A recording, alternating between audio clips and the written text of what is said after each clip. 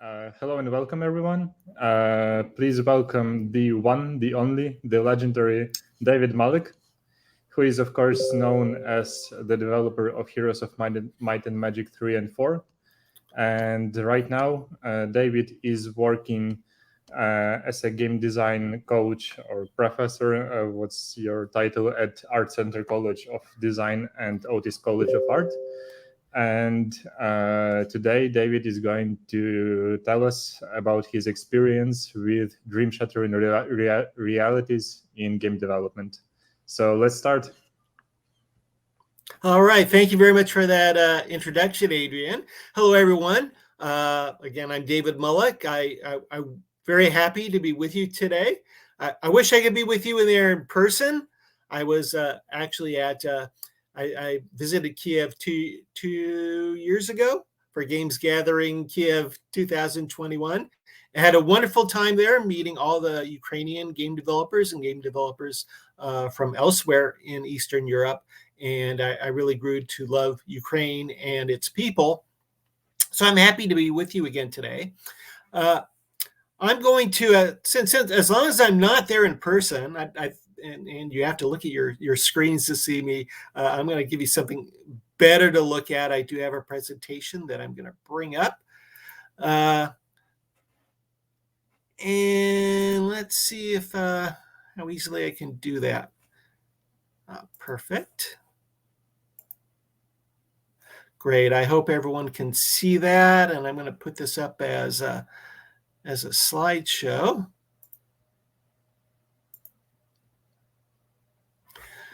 So what I wanted to talk to you today is I'm presenting in a lecture I'm calling Living the Dream, Facing the Reality, which is a topic I came up with about how we all have dreams about what our careers and lives are going to be like. And very often we actually don't, the reality doesn't quite live up to our dreams. And of course, those of you in Ukraine had to face that reality for a couple of years now, or a year and a half now, unfortunately.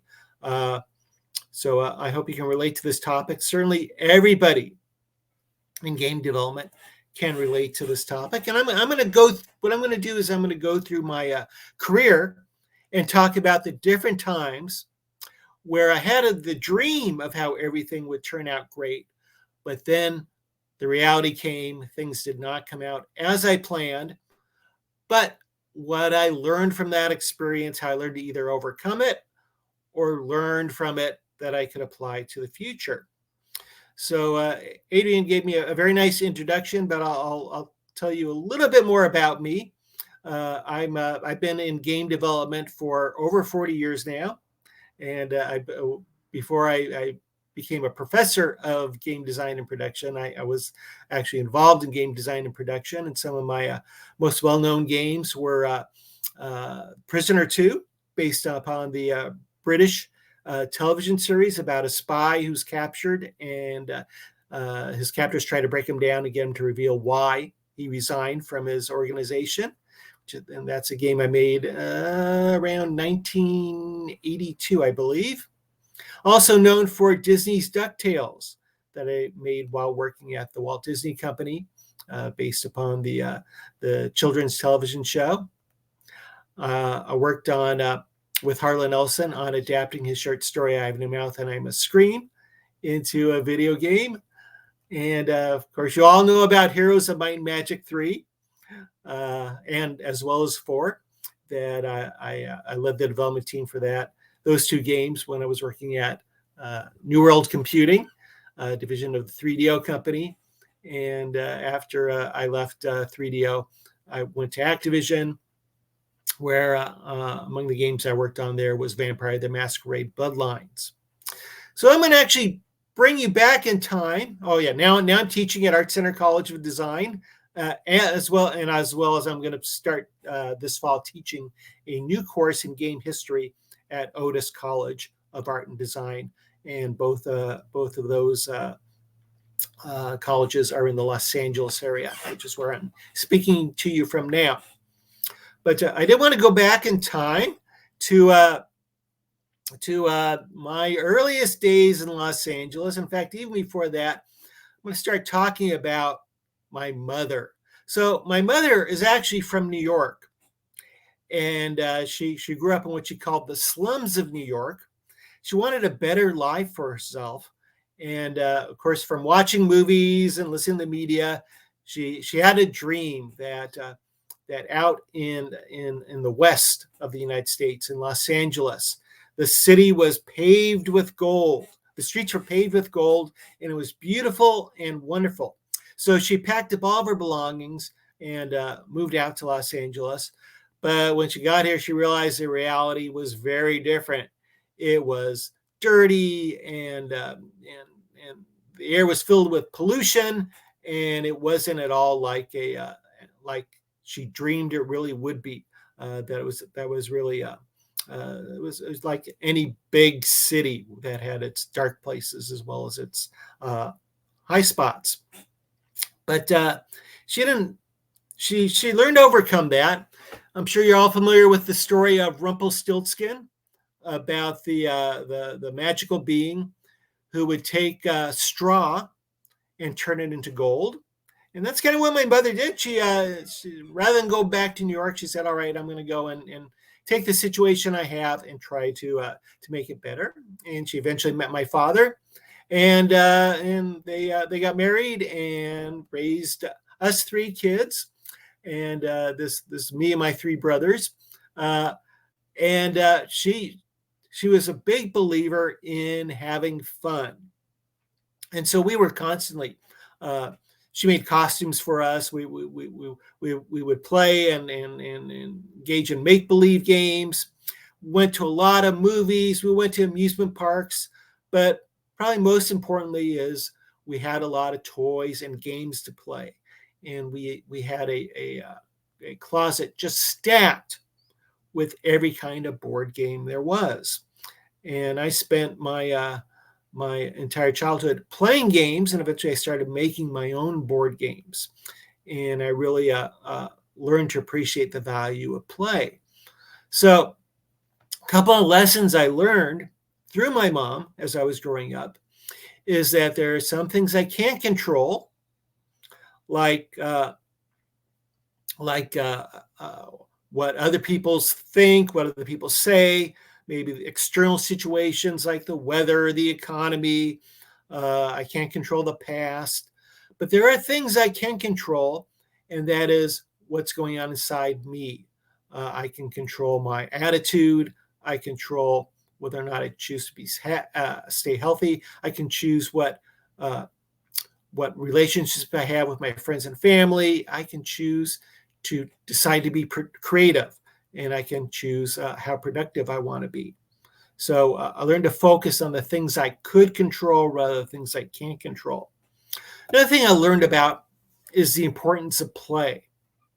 And what I teach about now in my classes is the Dutch historian Johan Huizinga's concept of the magic circle.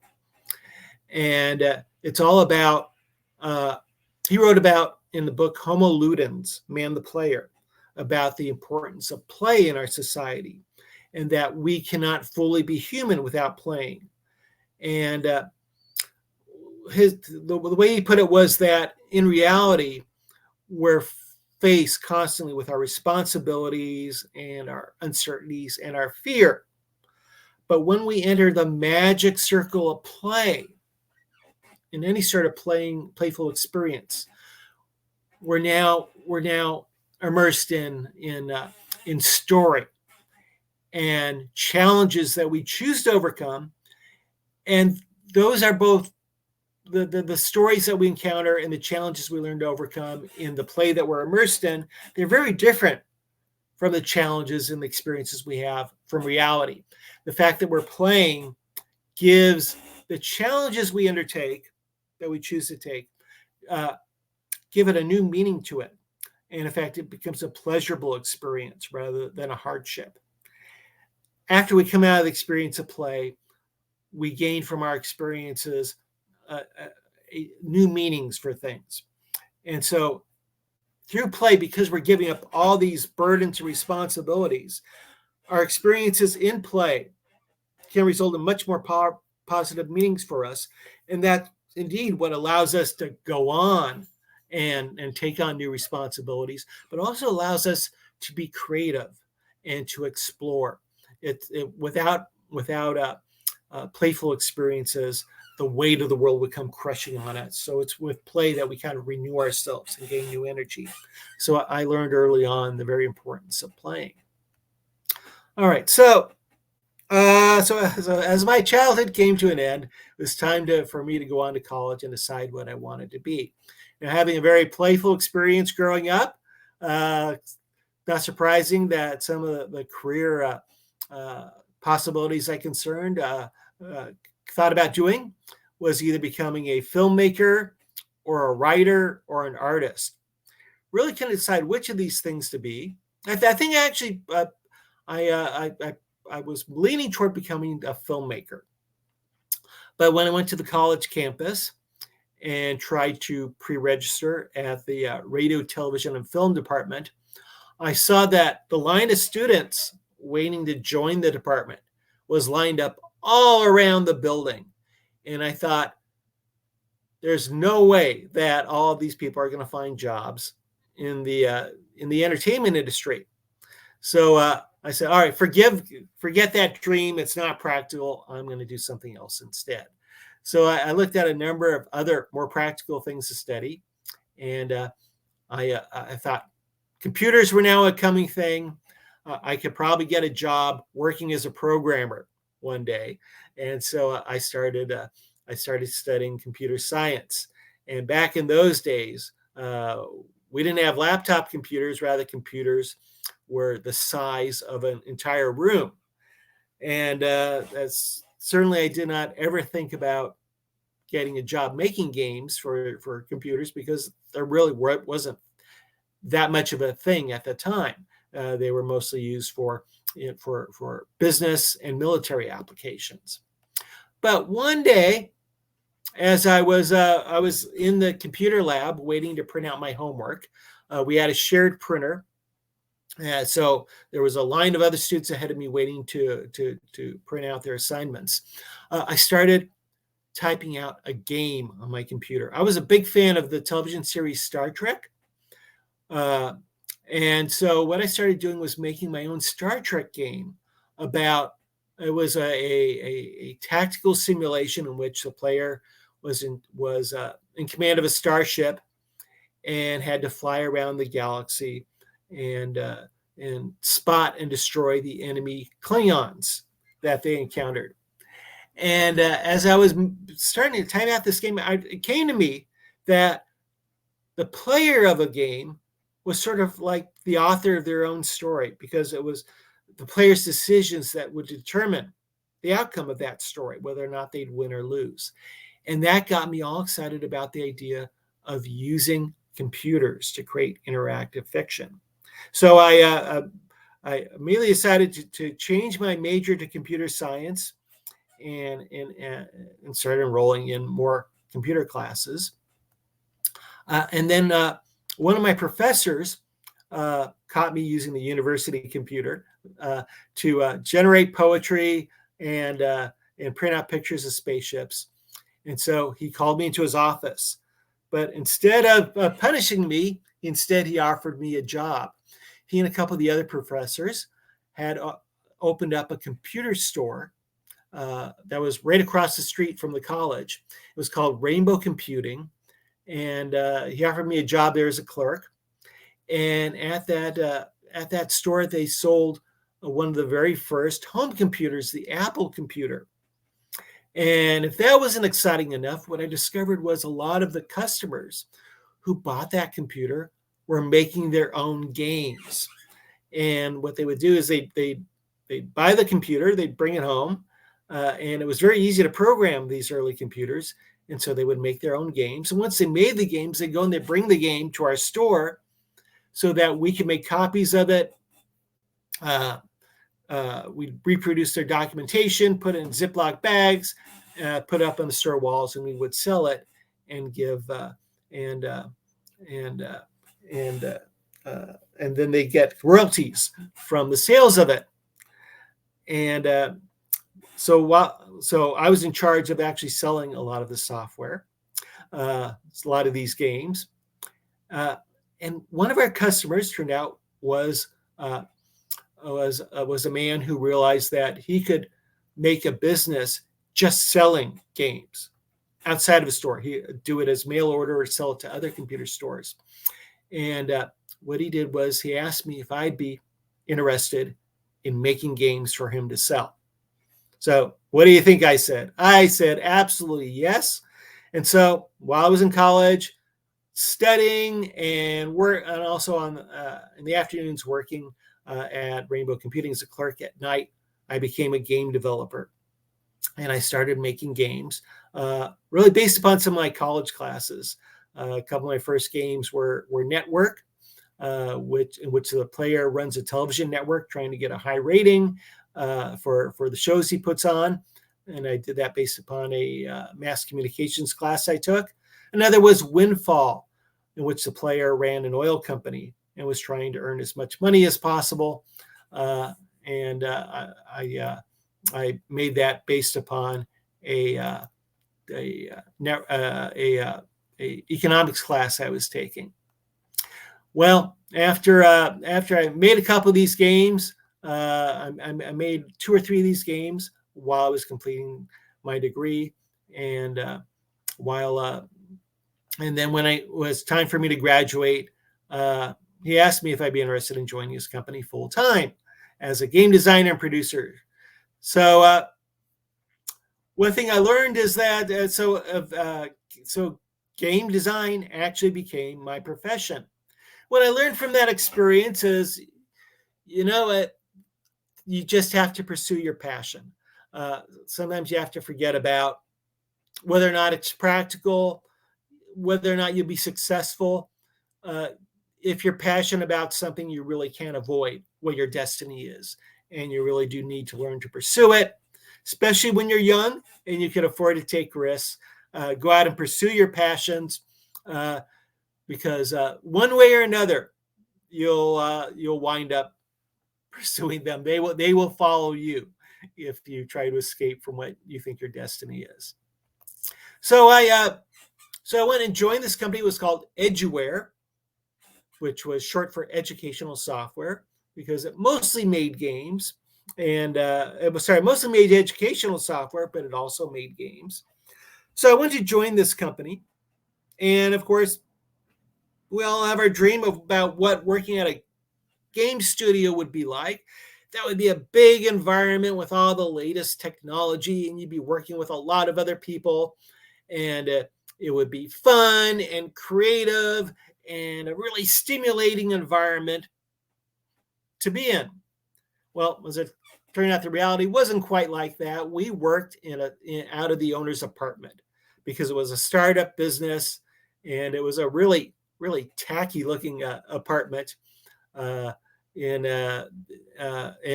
would work on a folding table in the living room. We had a salesperson who worked out of the bedroom, and it was not at all a very attractive looking place. And in fact, my parents were horrified when they realized where I had chosen to work, and they told me that here I was throwing away my career.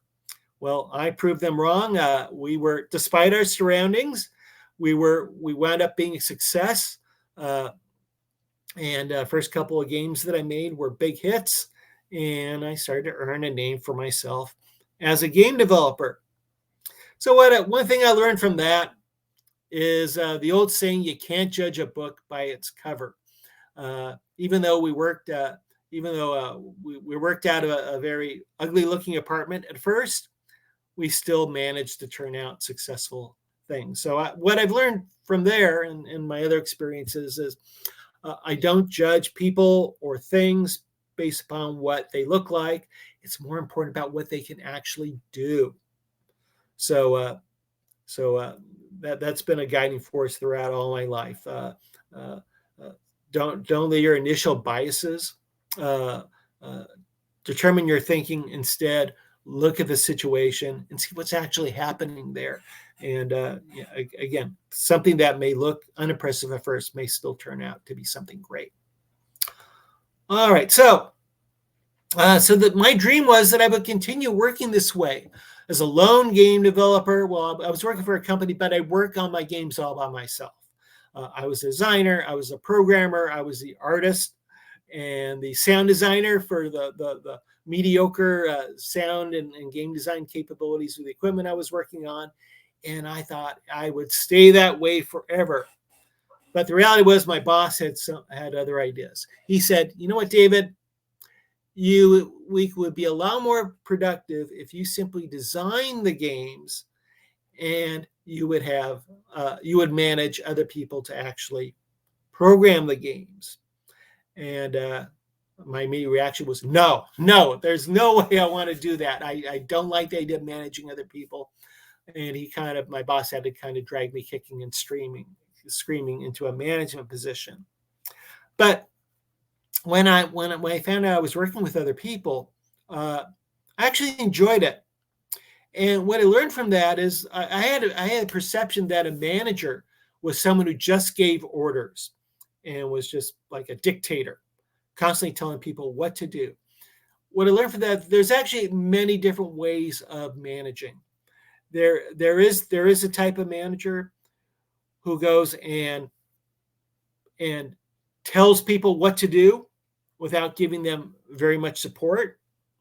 And that's not the type of manager I wanted to be. But there were other things that you can do. You can give people direct behavior, direct orders, but you can also be very supportive of them in that you're coaching them. And sort of whereas when you're a directing type of boss, you decide everything without talking to the people that your employees. But when you're coaching, it's more like, let's talk together about the situation. But since I have a little bit more experience than you, I'm going to actually decide what we're going to do. But at least my employees are involved with me. Now, when you're working with employees that are more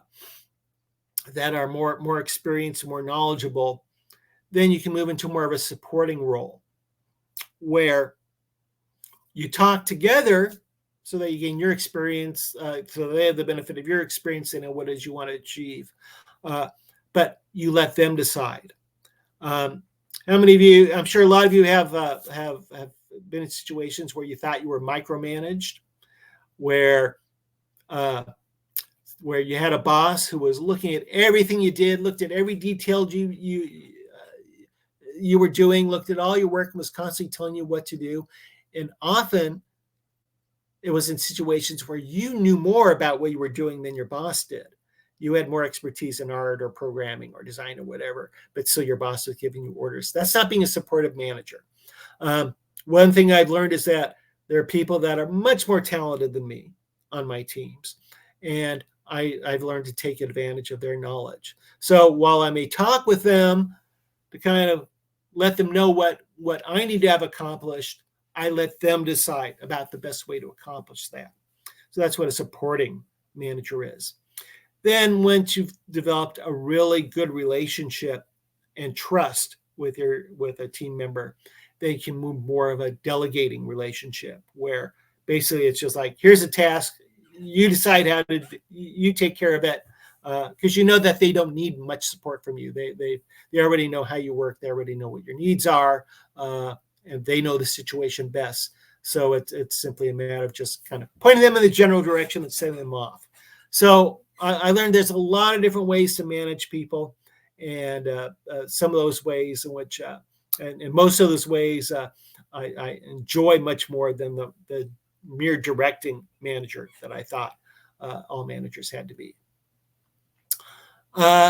Unfortunately, our company was very successful. Edgeware was so successful that we were bought out by a accounting software company that wanted to break into home computing and sell their accounting software to home users.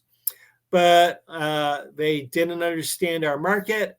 And within a year, they had actually, after buying us, they ran us. They ran us into a ground, and our business shut down because they didn't know how to market games and educational software.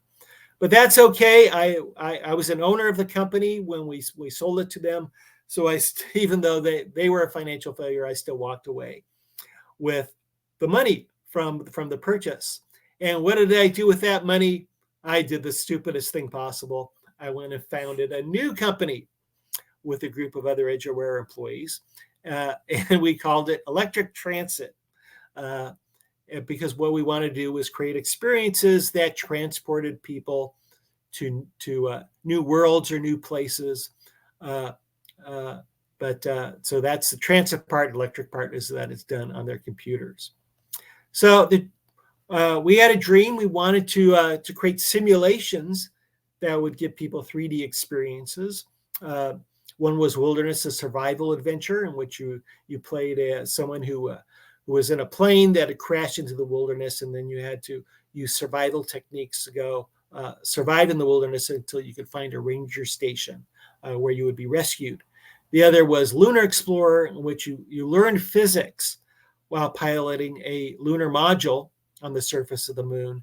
And while you were doing that, you also had to pick up supplies and stuff to bring it to a lunar base. So that was bringing all the supplies to its destination was the game part of it. But in both these projects, we wanted people to learn things while they were playing. And games were very well received, got great reviews. So again, we thought we'd earn a lot of money from doing it. But the reality was that back in those days, there weren't any big retailers that you could go and make a deal with to sell your games to, and then they would distribute it to all of their stores throughout a country or throughout a region.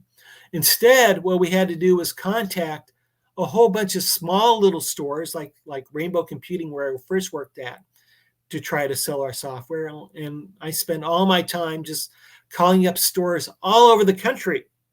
And that was an efficient way to do it. We needed a better way. And as it turned out, there was another company, game software company, that started out a couple years before we did. And they were much bigger, and they had created a successful distribution network where they had attachments to a lot of different stores all over. And they were so successful in distributing their product that they wanted to distribute other people's games. And so we went and signed a deal with them. And that company was called Electronic Arts. And we became one of their very first affiliated label publishers. So we would make our games and then sell our games to Electronic Arts, who would then turn and sell them to all these different stores. Unfortunately, with us being one of their first affiliated labels, they also made some of their first mistakes with us, and they wound up overestimating sales. And in fact, they asked us to produce more product that we could actually sell. And in fact, they went and they told us that we had to buy back a lot of the product we previously sold to them.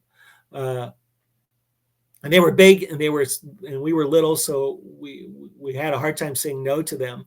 And we wound up getting into financial problems that we never could get out of.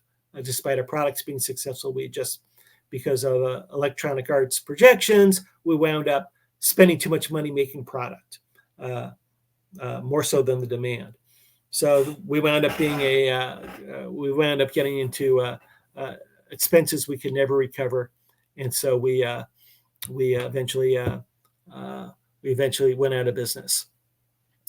Things I learned from that experience: you can't just look at all the wonderful things about a situation. When we went into this business, we thought about all of our strengths. We were great software developers. We had great ideas. We thought all about all the opportunities there were to sell our product, but we didn't look at the harmful things about our business. We didn't think going in what our weaknesses were, and part of our weaknesses were that we didn't have a salesperson on our team, and that two of the four of us that went into the business actually had full-time jobs elsewhere, so they couldn't devote full-time to the business, and we didn't look at the threat that would cause. So and the threat came about was that the fact that we didn't have a good way to distribute our product, and as a result, we can make games, but we couldn't actually get them in the stores. So what I learned from that experience is, as excited as you are about things, you have to go and look at not just the strengths and opportunities about any situation, but also look at your weaknesses and the threats to them realistically. You got to look at all the way things could go wrong. All right, so fortunately, after our business, we went out of business, I did get an opportunity to work at the Walt Disney Company. And I was very excited about that opportunity. I love Disney movies. I love Disney theme parks. And so the dream was that here I would be making all these games based upon Disney properties. And in fact, I did make quite a few games based upon them. I made games based upon DuckTales and Who Framed Roger Rabbit, the movie, and also the Dick Tracy movie. And it was a great experience until I confronted the reality is that the more successful we got, the more attention we got from other people at Disney, and the more that other managers wanted to get involved and try to use our success to make them successful, which meant them telling us what to do. And I remember one day I went to pitch a game I was really excited about. I wanted to make a game based upon Walt Disney's idea for experimental prototype community of tomorrow. And the idea for my game was that the player would try to create the perfect city. And they would try to research and create new technologies that would increase with the goal of trying to increase the population's happiness and wealth and knowledge, and try to create a really great society. And when I pitched that idea, all these other managers who wanted to look important and to show off, they all said no. They said, who on earth would be interested in a game that's about researching technologies and trying to build the perfect society? So they said no to my idea. And of course, they rejected it. And the very next year, Sid Meier came out with Civilization, one of the greatest games of all time, based on kind of the similar concept. So what I learned what I realized is that I needed to pitch ideas better. And I tried pitching a game based upon It's a Small World, and my assistant and I went to the trouble of actually getting dolls from the attraction and dressing up in the costumes, but still they rejected the idea. So what I learned is the importance. You got to learn how to deliver a good pitch. And it took me a while to learn this, both from experience and from reading what others had to say. Jesse Schell, the author of The Art of Game Design, A Book of Lenses, has these tips for giving pitches. You have to organize your pitch together. So plan it out ahead of time, know all the details about the idea, how you're going to implement, and all things that could go wrong with the idea you're trying to present. Assume the point of view of the people you're pitching it to. Think about what it is that they're going to be worried about.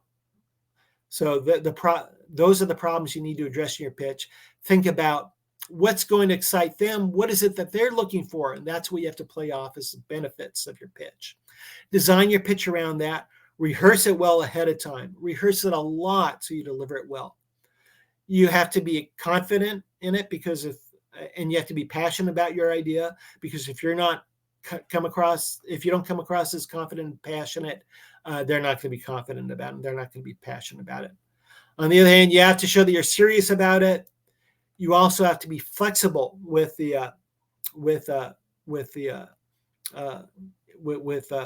in incorporating their ideas. In fact, it's a good idea to incorporate some of their own ideas, because then they'll feel a feeling of ownership in it. And when they have a feeling of ownership in it, they're more invested in making sure your project is going to be successful.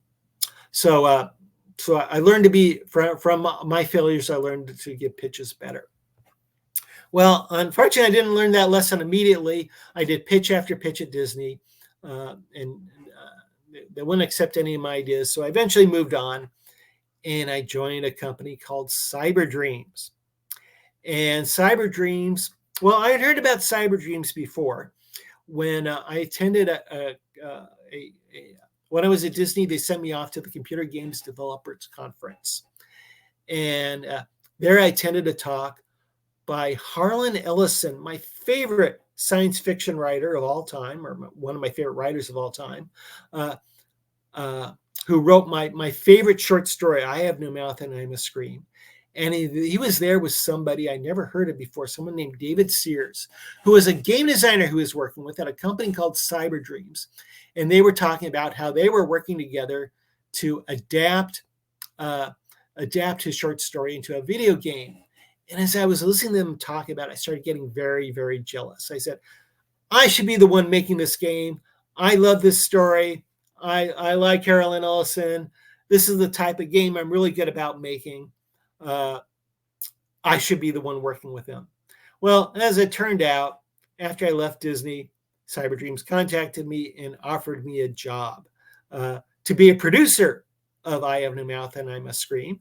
And not only that, David Sears had left the project without finishing the game design. And so they needed someone to finish it up. So here was the opportunity presented for me, not only to work on the game, finish up the game design and produce the game. And I finally had my opportunity to work with one of my heroes, Harlan Ellison. So I thought, here it was, I'd have a great experience working with him. But when I went to meet him, the reality was he was not very welcoming to me. He hurled insults at me because he had met a number of Cyber Dreams people, and it was like a revolving door of people to him. Also, I knew he had the reputation of being very difficult to work with. But after I sat down in his home and let him vent and rage and insult me, I took out my start up my computer and started showing him the work that we had been doing on the game so far. And I told him what a fan I was of his story, and I told him about how I made a similar game based upon the Prisoner television series and how that turned out to be a great hit because I respected the original property, and that I knew I could turn this into a great game that he would be proud of. And the more I talked, the more he started nodding. And I finally won him over to my side. And in fact, eventually we ended up having a great working relationship together. And when the game was released, it won all sorts of awards, including Computer Gaming World named it the best adventure game of the year. And Harlan Ellison was very nice. He went in and wrote to them, and they published a letter from him talking about my contributions to the project and how responsible I was from its success. So what I learned from that experience was actually, not only did I learn, it was kind of reinforced what I learned about giving pitches. And I found that anytime you're dealing with other people, you need to assume their point of view. And with Harlan Ellison, I realized what was really why he was so upset was that he was worried that this game would not come out well and would reflect poorly on him. But I went and I assumed his point of view. I realized that, and so I realized I had to convince him that I would make something that I was proud of. I exuded my confidence, and I incorporated some of his ideas. I let him know that I would take his ideas and work with him on those, and that way he gained ownership on it. I had a similar experience on another game I worked with, Darkseid 2, which worked with H.R. Giger. I wanted to create a game that was a sequel to Darkseid 1, and I wanted to create a game that was even better. than Darkseid 2. But as it turned out, when I released it, it got horrible reviews. In fact, the one reviewer contacted our marketing director and said I should be fired forever for putting out such a horrible game. So what I learned from that is that you'll experience failure sometime. And I was reminded of a story I heard once where there was this vice president who was in charge of a very important project, but the project was a failure, and as a result, the company lost $1 million. So he went to meet with his boss and executive vice president, and they sat down. They talked about the situation for about an hour, and they talked about the details of what happened step by step, why it went wrong, what did they learn from it, and then how they could apply that to the future. And so that they were talking. They said, "All right, you can go now." So the guy who had failed, who was in charge of the project and that had failed, got up. But as he went to the door, he turned around and he said, "You know what? I thought you were going to fire me." And his boss said, "What? Fire you after we just spent $1 million in your training?" So what I learned from that is sometimes failure is okay. We learn from failure. In fact, if we don't fail occasionally, it may mean we're not taking enough risks, or it may be that we're not trying new things hard enough. So it's okay to fail sometimes. Just don't do it every time. But if you do fail, don't beat yourself up about it. Try to learn what you can from it and apply it to the future. All right, New World Computing. You all know about this one. That's where I worked on Heroes of Might and Magic, and I went and when they had a job opening at New World for a producer for their next Heroes of Might and Magic game, I meant to meet with John Van Caneghem, the owner of the company, and he went to tell me that they wanted to make a sequel to Heroes of Might and Magic 2, and my Heroes of Might and Magic 2 at the time was considered one of the greatest games ever made. So this was a challenge. How do I go about creating a sequel to it that would live up to the original game? And that was a big challenge because it's very hard to make a good game, and to make something that was equivalent to one of the greatest games ever made, that seemed like something that was doomed to failure. But as I played it, as I took it home and started playing, and I realized, and I started thinking about, well, I can't make it a better playing game. What can I do?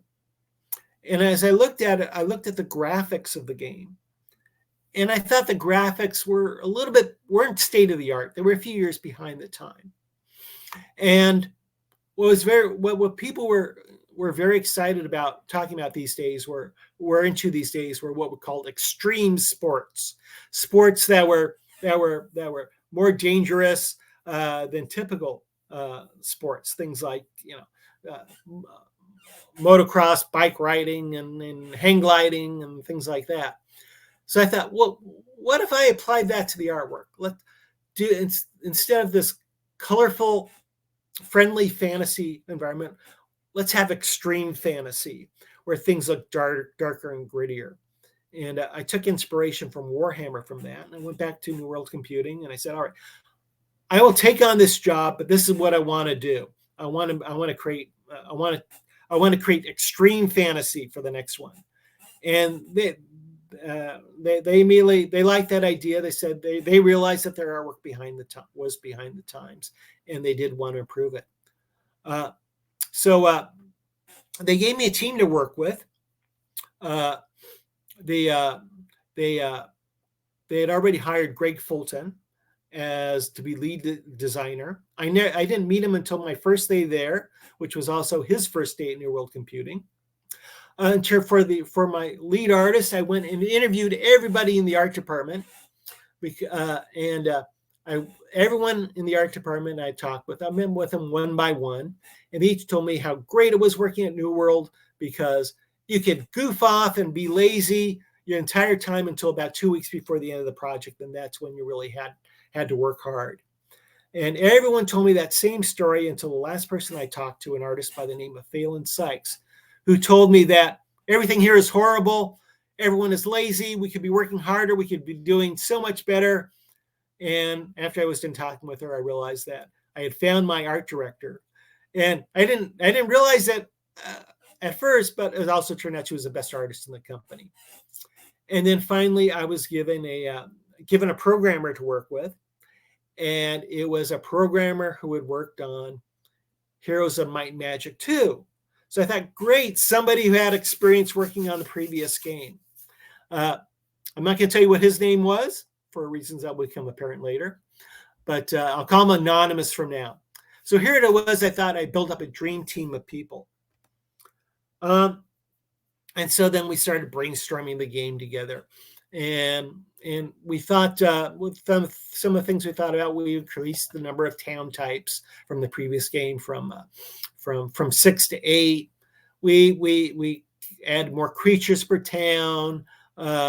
We added more heroes, gave each special abilities. We basically added more to it, the game that was there before. We changed the magic system a bit, where each spell was part of 1 to 4 schools. We added war machines to the game instead of just catapults.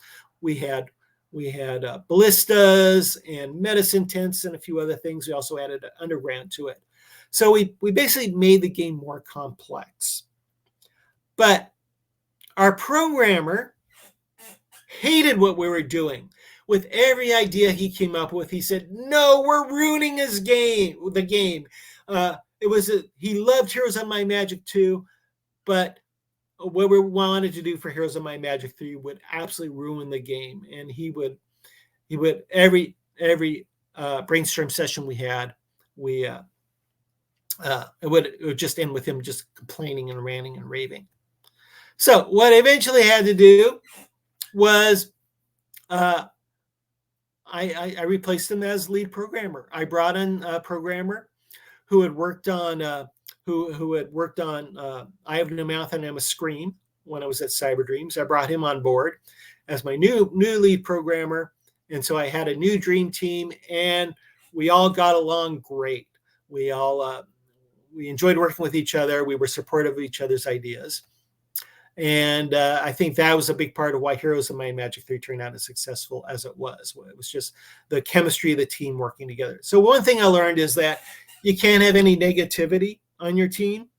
It's okay to come up with different ideas and debate ideas, but once you've made a decision, everyone has to go along with it. Because if you have people that are constantly complaining, it will drag the rest of the team down. So you can't have negativity on a team.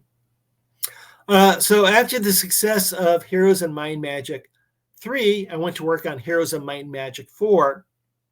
And unfortunately, I had lost all my previous leads.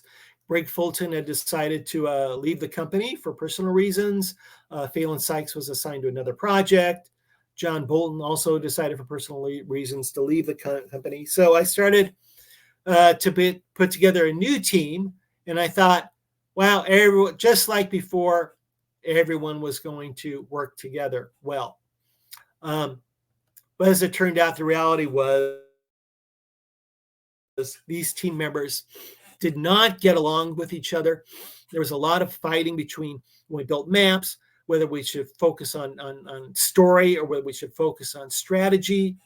And also I brought a new art director who complained that the artists weren't given enough freedom, that before in previous Heroes of Might and Magic games, it was very important for all the artwork to be based upon common fantasy archetypes, so that you could look at a creature or look at an artifact, and just because it looked similar to things they've seen from movies and read about in books, you could tell what that thing did. But no, he wanted more creativity. Now, normally I would say, I know what works in a Heroes of Might and Magic game. This is what we're going to do. My manager said that in Heroes of Might and Magic 3, he thought I didn't do a good job managing it because too many people complained afterwards that I was giving too much direction. So he told me, don't give any direction, just let people do what they want to do. And I was so hurt by that feedback that I instead of following my instincts, I let people work out problems for themselves, but they would just kind of fight with each other. And I think that's something that caused the Heroes of Might and Magic 4 not to be as well received. The thing I learned from that is that it's real important. While creativity is important, you need to work within constraints. That there are certain things that may be required by a certain project. And in the case of a Heroes of Might and Magic game, there are certain things a Heroes of Might and Magic game must be. That doesn't mean that when you have those boundaries, you can't be creative with it. And in fact, in game design, we're more contract artists than we are fine artists. That is, we don't always get to do anything we want. We do have to follow certain directions. And if you can't learn to be creative within following the current constraints, whether those constraints are how you're limited by the type of games your company makes, or what type of games players want to play, what limits there are on the technology, what limits there are on the gameplay conventions, what limits there are in the talents of your team. If you can't work within those current constraints, you can't find out a way to be creative within those constraints, you're not going to succeed in the game industry. So big lesson I learned is the importance of learning to be creative within constraints. All right, last company I'm going to tell you about, Activision, where I went there to work on Vampire the Masquerade Bloodlines, which was a game that was already in development, but it wasn't going anywhere. It was kind of directionless. That they didn't have a good person at Activision in charge of the project, so they went and they put me in charge of it to kind of put it on the right track. And my dream was that they would be very happy. The development team at Troika Games would be very happy to have me. Because here I was, an experienced producer, made so many hit games. So I thought it would be fun times. As it turned out, the reality was very different. They didn't like having someone from Activision there at the studio to watch over them. They grew to resent it. They saw themselves as not being trusted. And it was a very unhappy working relationship. And the problem is that the reason why I was sent there to oversee them, and the reason why the game hadn't been proceeding was that they kept changing things that they had already worked on. They couldn't decide this is complete enough to move on to the next thing. And so my job there was to go and make sure that once they completed a level in the game, I'd have testers come down, we'd play it. And if we thought it was fun enough and bug-free enough to move on to the next thing, it was important to reach closure. Just about any person I've talked to in the game industry who's had experience in it, whenever I ask them, what do they think is the hardest part of game development? And they said it's closure, learning about how to actually complete working stuff. And that's one thing I learned. The importance was you actually have to complete stuff that's shippable, and that was a hard lesson that the developers I was working with on Vampire the Masquerade Bloodlines had a problem dealing with. Wish I'd been brought on the project earlier. We weren't under such deadlines because even though we shipped a game that was pretty good, it still was full of bugs because they hadn't focused enough on bug fixing once the game was good enough. So I learned very early on we need to find out ways. We need to adopt a process early on when we start a project of how we're actually going to develop closure on it. How are we actually going to complete the project? As a result, I thought Vampire the Masquerade Bloodlines was a really great game, great artwork, great design, and all that. But when we went to play test it with a focus group, all they could talk about was all the problems with the game. It was kind of hard to listen to because they would just trash it. What I learned from it, it's really important to listen to your customers, listen to people playing the games, because you know what? They're right. If somebody says a game is not fun, or a game is too difficult, or a game is too hard to understand, they're right. It's not fun, it's too difficult, or it's too hard to understand for them. You need to listen to what they're saying. But that doesn't necessarily mean that you make the changes that they tell you to make, because they're not game designers. Rather, you need to listen to what are they experiencing from the game, and it's your job to figure out why are they experiencing it, and learn and what is causing the problems, and learn how to fix those problems. I thought so. We did make adjustments based upon the focus group. Thought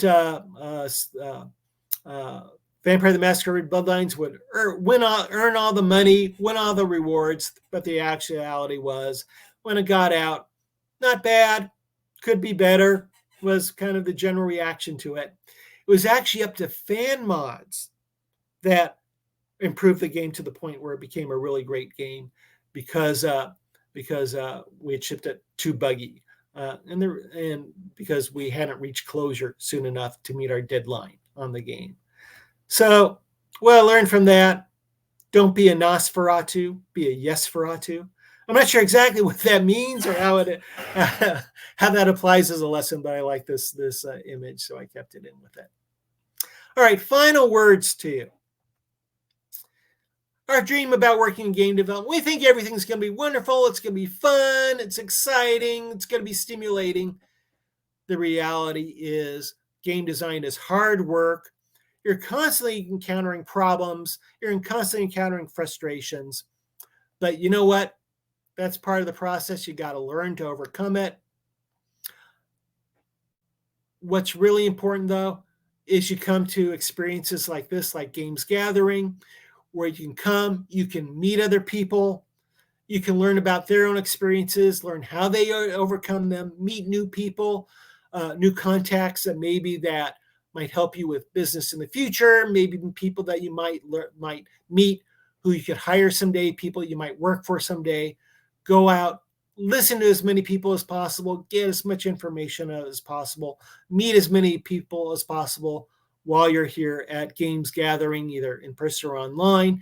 Take advantage of it, because game development is a team sport, and it really takes people working together, sharing their knowledge, helping each other out to make successful games.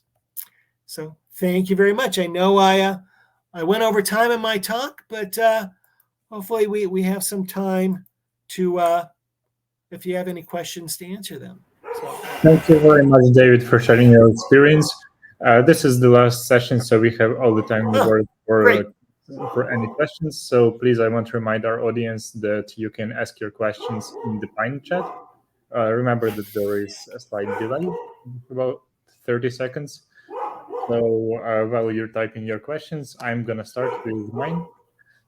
What's your experience in dealing with difficult people to work with, especially in technical branches of development?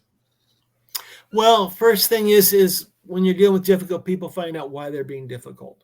There could be a lot of different reasons why. It could be because they're frustrated at their job. They're trying to get things done, but there's some obstacle in their way. Either they don't have the equipment they need, or they're having problems figuring things out. They may be relying on other people who are behind schedule, and so job as their manager is to go and find out why it is they're reacting the way they are, what problems they're facing, what can we do so that they're feeling better about their work. A lot of people just need to be listened to. There's some people that just need to vent, and once they vent, they'll be okay afterwards. So you have to be a good listener. They don't necessarily need to vent in front of other people. Often it's good to get them alone to give them the chance to vent. But it's really important as a manager to listen to your people. Sometimes they and figure out, do they really want you to do something to fix it, or they just want to talk? So you learn that from dealing with people and try to figure out who they are. Sometimes they're having problems at home, so you just have to be a good listener to them.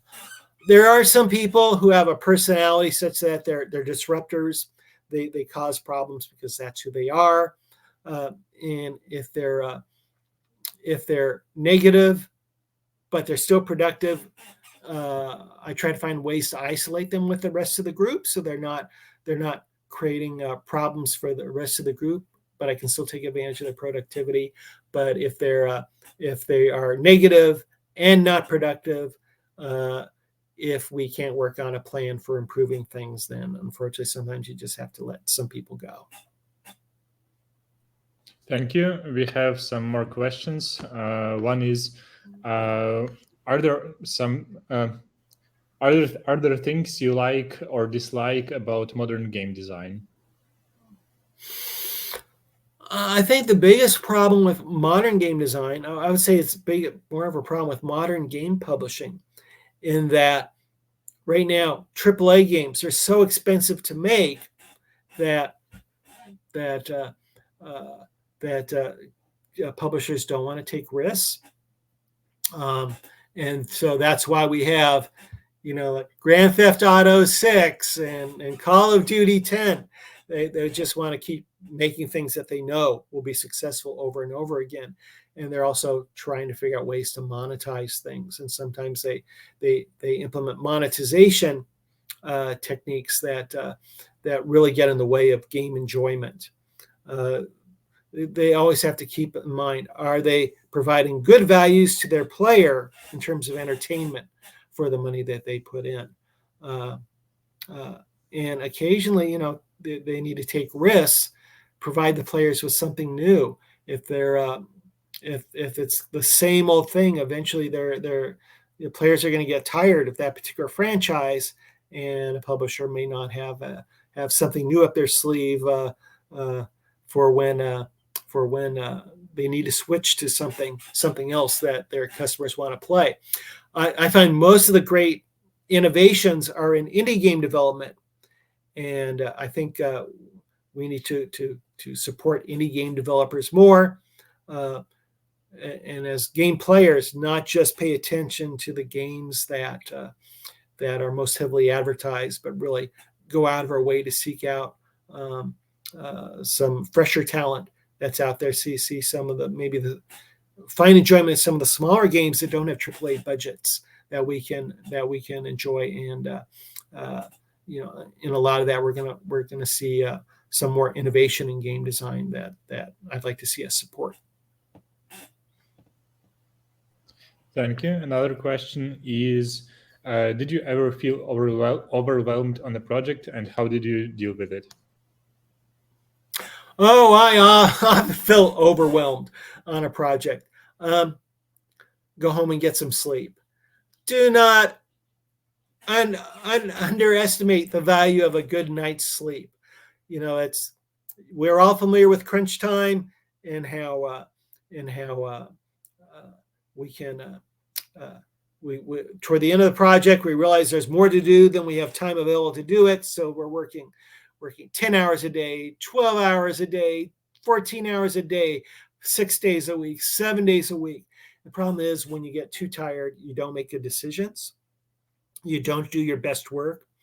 So a good manager of a team will figure out ways to keep things on schedule throughout production. So you try to minimize the need of crunch time. And when you see your team members getting irritable and you realize it's due to lack of sleep, or they're not eating well, they're not taking care of themselves, you have to make sure that they are taking care of their bodily needs, because that is going to affect their productivity. And it's real important to also, as us in game development, to develop interests outside of game development. whether it's reading or hiking, visiting friends or family, stamp collecting. I don't care what it is. You do need to develop other interests to alleviate the pressures of the real world. So yeah, live a nice, well-rounded life that will help you deal with the hard times. Thank you. I'm gonna merge a couple of questions here. Did you ever feel burnout? And did you ever have had to deal with writer's block? And what keeps you inspired and motivated? Burnout. I don't think that I've ever felt burned out. I might want to take a brief break, but I've never felt burned out from wanting to work in the game industry. Here I've been in the game industry for nearly 45 years now. I'm even though I mostly do work in the educational sector, teaching other people how to make games, I still enjoy consulting and working on games. I never want to leave it. I do encounter writer's block occasionally, where I want to come up with something and I just can't do it. I can't come up with something new, or I have problems getting the motivation to work on it. I found the best solution to that: take some time and do something else that you're excited in for a short period of time. I found that when I do that, when I go spend some time working on something else, I will later on suddenly get a burst of energy for doing what it was that I wanted to do, originally was supposed to be doing, and that's when I work on it. So try to have several things happening at once, but focus on the thing you're most excited about at the moment. And it may be that when you're working on one thing, you'll get renewed strength or renewed ingenuity, new ideas for working on the other thing. Just taking your mind off of something for a while can be enough to get you over that writer's block. The block will eventually disappear. Thank you. Next question is, did you ever hear from the lead programmer that was the real negative one? And did he learn from that experience, from the success of that? Oh, that lead programmer? I don't think he ever told us, you were right, you made a great game. I have, on other projects I've worked on, Heroes of Might and Magic 4, some of the people that were negative on that project. At the end of that project, they said, you know what, you were right, you knew what you were doing. So yeah, with some people that happened with the lead programmer. No, he never came back and said that he was sorry or that he was wrong. All right, thank you very much for your lecture and your answers. I think it's time to end for us today. Do you have any final words? Well, it was great speaking with everyone here. Game development is tough to be in. It can be very demanding. It can be difficult to break in. It can be difficult to stay in. But you know what? Just keep at it. As I said before, failure can be good lessons. And when you do have moments of difficulty, reach out to other people. The thing I most love about game development is just so full of talented people. All we care about is talent. All we care about is having fun and making fun games. And we're all very, very willing to help each other out. So go out there, make new contacts, make new friends, and don't be afraid to ask for advice. You never know what advice you can get that will really help you out in the future. Thank you very much. Do the viewers have any way to talk to you in private, maybe contact you on Facebook? Yeah, you can find me on Facebook, on LinkedIn, I'm on the platform formerly known as Twitter. I'm on. I can also. Those are probably the best ways to reach me. If it's about business, probably best through LinkedIn. Feel free to connect with me on LinkedIn and message me on that platform. Okay. Thank you very much, and see you next time. All right. Take care, everyone. Goodbye. You too. Bye.